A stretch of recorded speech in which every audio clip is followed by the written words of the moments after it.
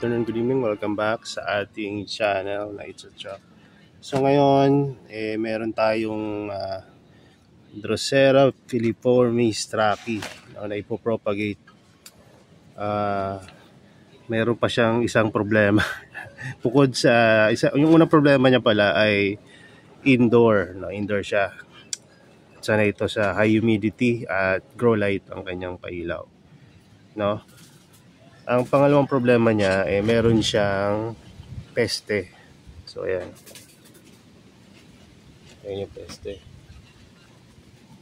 Ito yung systemic insecticide. So ayan yung mga peste, yung mga puti-puti. Ayan. So ngayon para maka-acclimate rin siya sa growing condition dito, tatanggalin natin yung karamihan ng kanyang mga leaf, no, para yung susunod na leaf na tutubo sa kanya ay much acclimated na.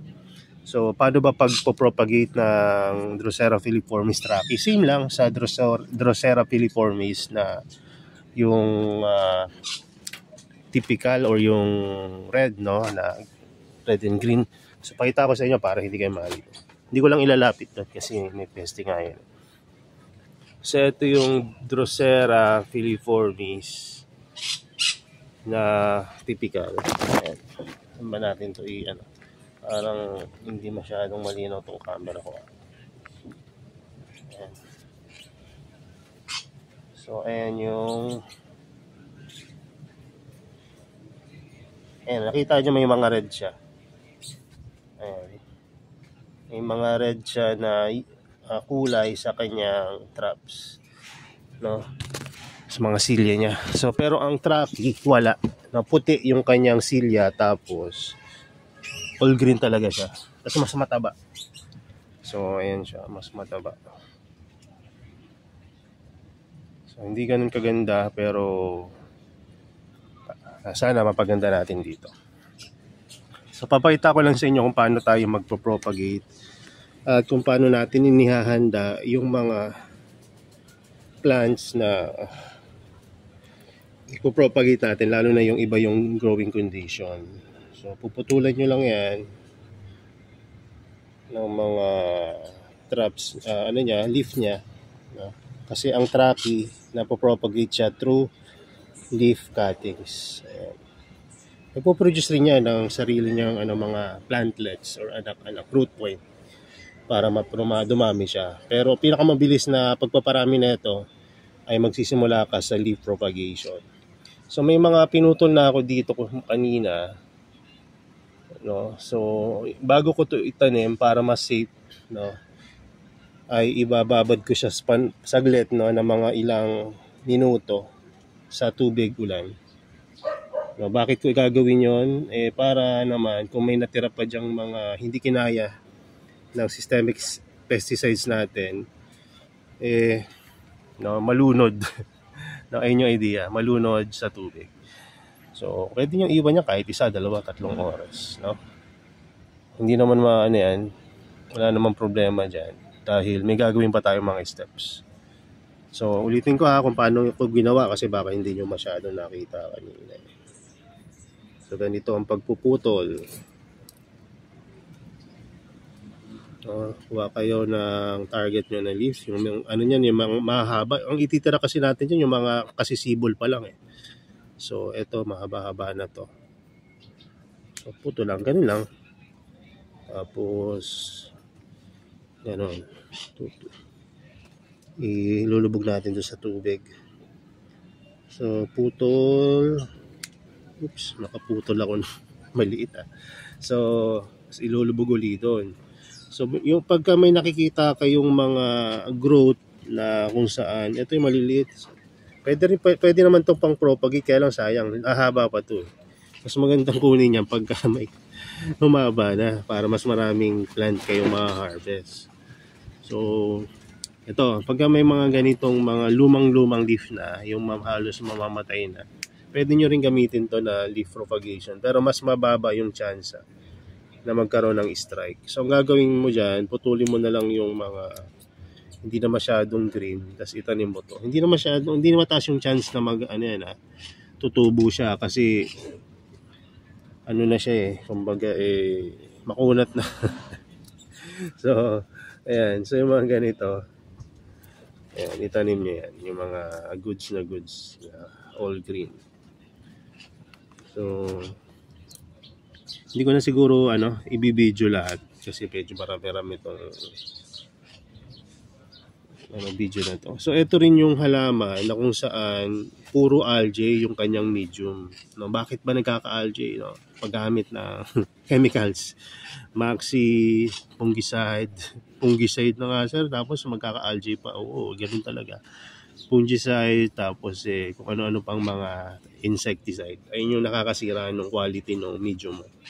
So, hanggat maaari, gumamit ka ng natural way. No? Pero kung talagang hindi mo na talaga makontrol, tulad na nangyari sa atin nakaraan, gumamit na rin tayo nito. No? Yung mga systemic, tsaka para maubos talaga lahat ng mga peste. Pero alam nyo ba, kahit maubos nyo yan ngayon, pag bumalik yan, mas tolerable na. Mas tolerable na nila yung mga pesticides na ilalagay natin. Kaya ako talaga hindi ko talaga ganun ka-advise No, unless talaga for emergency situation na talaga nakita mo huli sa akto ang daming peste. Ako ginagawa ko, pag wala akong time, pesticides talaga. Pero kung may time naman kayo, submerge nyo na lang. Tapos acclimate after. Yung mga fungus na yan, pwede nyong ma-control yan. No, sa pamamagitan ng pagkakayod. Paano ba ginagawa yung pagkakayod, di ba? So, nasa na ba yung dinala ko dito Wait lang Kunin natin itong tray. So, mabilisan na lang kasi nag-overheat yung cellphone ko. Mainit siguro ngayon. Wala masyadong hangin. So, ang pagkakayod niyan, ganito. No, tatanggalin nyo lang yung ibabaw. Yung mga ibabaw niyan. So, mas madaling kayurin yan kapag medyo paranasin nyo muna ng konting pagkatuyo, yung medium. Kasi pagka hindi tuyo, ito yung mga mother plant, no? So, ang ginawa ko dyan, tinanggal ko yung mahabang green. Tapos ngayon, lilinisan ko yung mga, yung mga itim at namatay na ng mga leaf, no? So, nilinisan ko yan. Pwede nyo i-brush. Pwede nyo rin padaanan ng tubig. Tapat nyo lang sa gripo yung roots para matanggal lahat ng medium. Kasi ang problema niyan, puro may mga peste yan. So, nalagyan na naman ng, ng systemic. Pero, to be safe, kailangan talaga linisan yan. Lalo na kung bago sa growing area nyo, ayaw nyo madamay lahat ng batch nyo ng mga plants. Worst thing na mangyayari sa inyo. So, yung mga nakuha nyo naman na leaf, ibabad nyo yan sa tubig para mawala rin yung mga tira-tira pa na buhay na peste kung meron man, no? So, pero mas maganda niyan, i-separate nyo, wag nyo isasama sa mga halaman nyo yan. No, pagka alam nyo na nang may peste. Kaya nga, maganda rin na pagka dumating sa inyo yung plants, nasa bagong medium, wag hindi sa luma. Kasi karamihan naman na may peste yung mga lumang, mga medium. No? So, may mga paraan tayo para matanggal yon yung mga peste sa lumang medium. Submerge, paglalagay ng pesticides, no? So, natural and kumbaga gumagamit tayo ng mga chemicals para matanggal yon, no? Pero kung ako yung mag-a-advise sa inyo, gumamit na kayo ng natural, mas maganda, mas matipid pa. So ayan yung mga ipopropagate natin mamaya. Dito natin itatanim yan. So ang pamamaraan ng pagtatanim, bigyan ko lang kayo ng sample para tatapusin ko na tong video, matapos na rin ako sa ginagawa ko. So eto, sample na to tingnan nyo na maigi kasi isa o dalawa lang yung isa sample natin.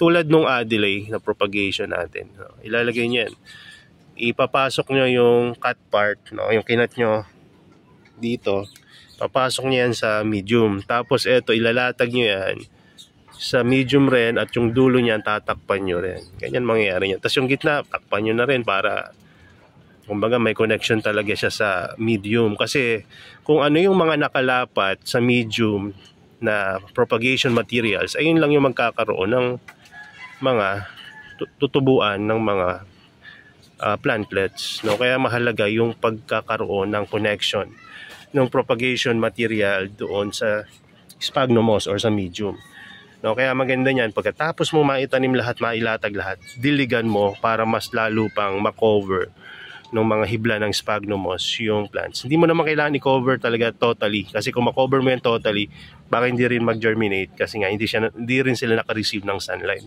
So yun lang muna, ganun muna.